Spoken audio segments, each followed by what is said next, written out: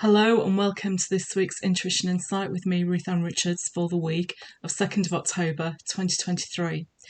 I am the creator of the Intuition Connection, author of Reclaim Your Intuition, and I want more people to reclaim and reconnect their intuition, because when we do, life gets easier and we feel empowered, and I would love more people, especially women, to feel that way.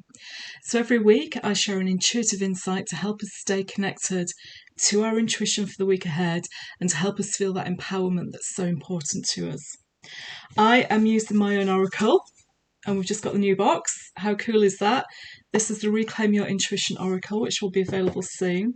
And this week's message is victim. So let me explain a little bit more about this before I tell you what the actual insight is. It's from the belief voice, or the belief section of Reclaim Your Intuition, and we have an old-fashioned barometer here that's usually used for measuring weather. But on here, at the bottom, we have victim, then we have intellectual belief, then we have maybe, and then we have soul belief.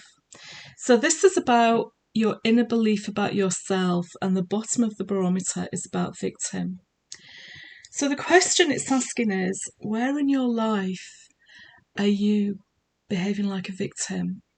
And a victim in terms of everything is everybody else's fault. It's the government's fault. There's a conspiracy theory. Nothing ever works out for me. It's that kind of darkish place you get to where it just feels like nothing's going right, where you feel stuck, where you feel like everyone else around you is having their day and things are going great, but not for you. And we get into this mode sometimes, don't we? And we are behaving a bit like a victim. It's everything else is going well for the people, but life is against me. So this message comes up very gently for you to ask yourself, oh, where am I laying blame? Where am I laying judgment about what's happening? Because you might think the antithesis or the opposite of being a victim is being completely self-assured and confident, but actually the opposite of being a victim is up here. It's soul belief.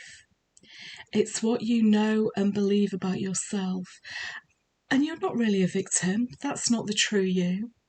So if something has gone wrong recently, or things aren't working out the way you wanted, or it's not the life you expected to have, don't blame parents. Don't blame the government. Don't blame schools or education. Victim is not being a blame game, and that's how you get out of being a victim. It's just understanding that this is the condition and circumstances that have brought you to this point.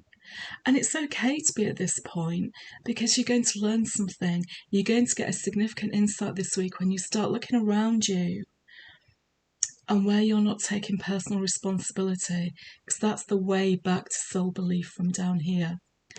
What do you need to take personal responsibility for this week?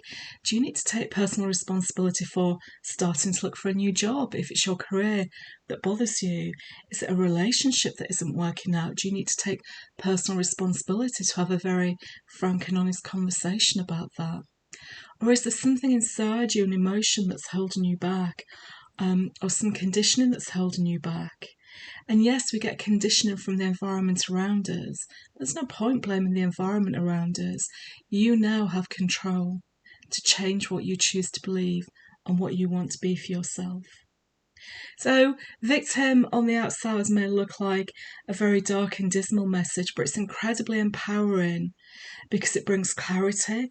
It brings you back to reality, and it starts the process of what do you want to be different, and how do you want to be different, more importantly. So as you process that this week, you may want to make some notes in a journal. You don't have to write an essay, it could just be bullet points. You may want to doodle on a piece of paper. You may want to go out for a walk and get out of the house and have that thinking time and conversation with yourself in the open air. But whatever you do, no blame, shame or judgment. Be gentle, be kind to yourself.